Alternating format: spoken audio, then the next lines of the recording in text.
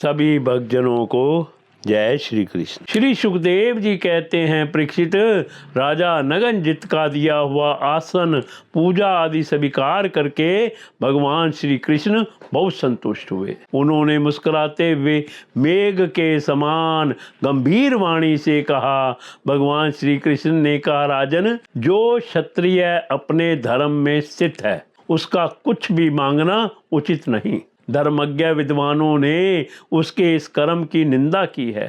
फिर भी मैं आपसे सौहार्द का, प्रेम का संबंध स्थापित करने के लिए आपकी कन्या चाहता हूँ। हमारे यहाँ इसके बदले में कुछ शुल्क देने की प्रथा नहीं है। राजा नगनजित ने कहा, प्रभो, आप समस्त गुणों के धाम हैं, एकमात्र आश्रय हैं। आपके वृक्ष स्थल पर भगवती लक्ष्मी नित्य निरंतर निवास करती है। आपसे बढ़कर कन्या के लिए अभिष्ट वर भला और कौन हो सकता है। परंतु यदुवंश शिरोमणे, हमने पहले ही इस विषय में एक प्रण कर लिया है।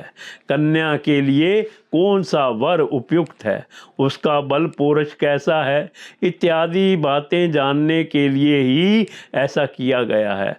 वीर श्रेष्ठ श्री कृष्ण, हमारे ये सातों बैल किसी के वश में ना आने वाले और बिना सदाए हुए हैं। इन्होंने बहुत से राजकुमारों के अंगों को खंडित करके उनका उत्साह तोड़ दिया है। श्री कृष्ण, यदि इन्हें आप ही नाथ लें, अपने वश में कर लें, तो लक्ष्मीपते आप ही हमारी कन्या के लिए अभिष्ट वर होंगे। भगवान श्री कृष्ण ने राजा नगनजित का ऐसा प्रण सुनकर कमर में फेंट कस ली और अपने साथ रूप बनाकर खेल खेल में ही उन बैलों को नाथ लिया।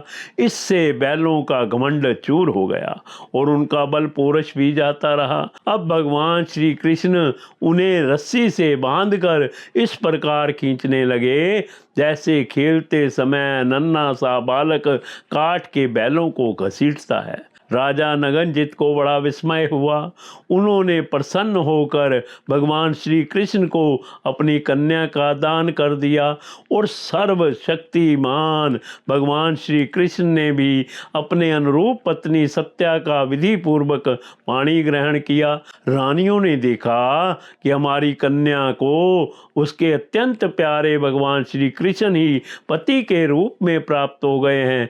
उन्हें बड़ा आनंद हुआ और चारों ओर बड़ा भारी उत्सव मनाया जाने लगा। शंख, ढोल, नगाड़े बजने लगे और सब और गाना बजाना होने लगा। ब्राह्मण आशीर्वाद देने लगे। सुंदर वस्त्र, पुष्पों के हार और गहनों से सज धज कर नगर के नर नारी आनंद मनाने लगे। राजा नगनजित ने 10,000 गौवें और 3,000 ऐसी नव युवती दासियां जो सुंदर वस्त्र तथा गले में स्वर्णहार पहने हुए थी, दहेज में दी। इनके साथ ही 9,000 हाथी, 9 लाख रथ, 9 करोड़ घोड़े और 9 अरब सेवक भी दहेज में दिए। कौशल नरेश राजा नगनजित ने कन्या और दामाद को रथ पर चढ़ाकर एक बड़ी सेना के साथ हृदय वात्सल्य स्नेह के उद्रेक से द्रवित हो रहा था। परीक्षित, यदुवंशियों ने और राजा नगनजित के बैलों ने पहले बहुत से राजाओं का बल पौरुष धूल में मिला दिया था। जब उन राजाओं ने यह समाचार सुना तब उनसे भगवान श्री कृष्ण की यह विजय सहन ना हुई। उन लोगों ने नागनजिती सत्या को लेकर जाते समय मार्ग में भगवान श्री कृष्ण को घेर लिया और वे बड़े वेग से उन पर बाणों की वर्षा करने लगे।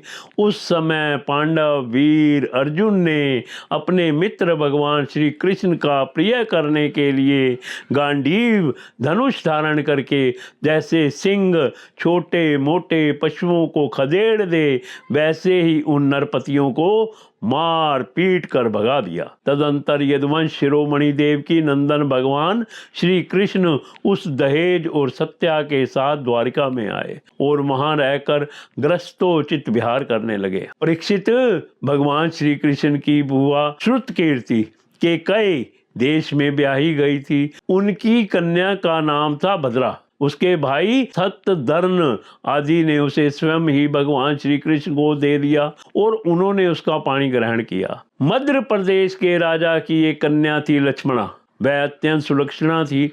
जैसे गरुड़ ने स्वर्ग से अमृत का हरण किया था, वैसे ही भगवान श्री कृष्ण ने स्वयंवर में अकेले ही उसे हर लिया।